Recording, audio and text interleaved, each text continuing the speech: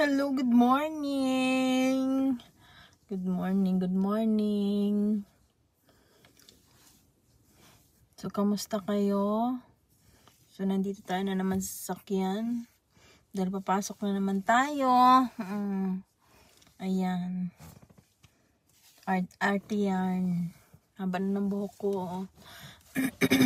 So, sasagutin ko yung nagtanong sa akin, no? Kasi, curious daw siya. Masyado siyang curious sa buhay ko. Gusto niya yata pakialaman ng buhay ko. Sabi niya sa video ko na nung kailan ba in-upload ko sa Reels. Basta, mayroon siyang kinoment doon na bakit daw ako nagtatrabaho ng dalawa.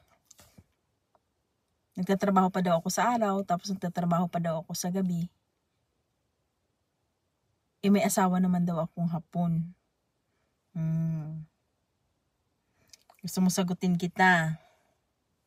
Gusto mo malaman kung anong sagot ko sa'yo? Alam mo yun? Ano yung mga mindset? Yung mga mindset ng mga ganyang tao. Bugo.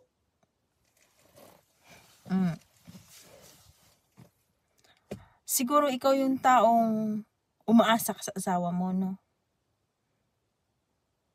Umaasa ka sa pera ng asawa mo, bigay ng asawa mo yung sweldo niya sa'yo, ganyan. Magkaiba tayo, Neng. Magkaiba tayo. Kasi ako yung taong kahit may pera yung asawa ko, may trabaho siya. Although hindi ka mayaman, no? Hindi ako umasa sa asawa ko. Mas, sa mga OFW nakaka-relate nito, mas maganda talaga yung mayroon kang sariling kita.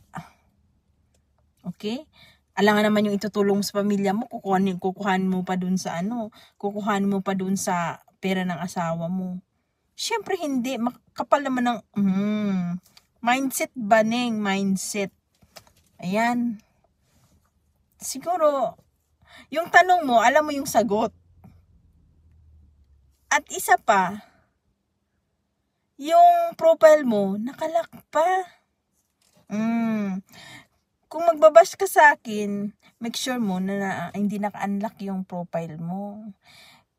Kasi hindi ako takot sa mga basher, day. Hindi ako takot sa mga basher. Yun lang. Good luck sa'yo.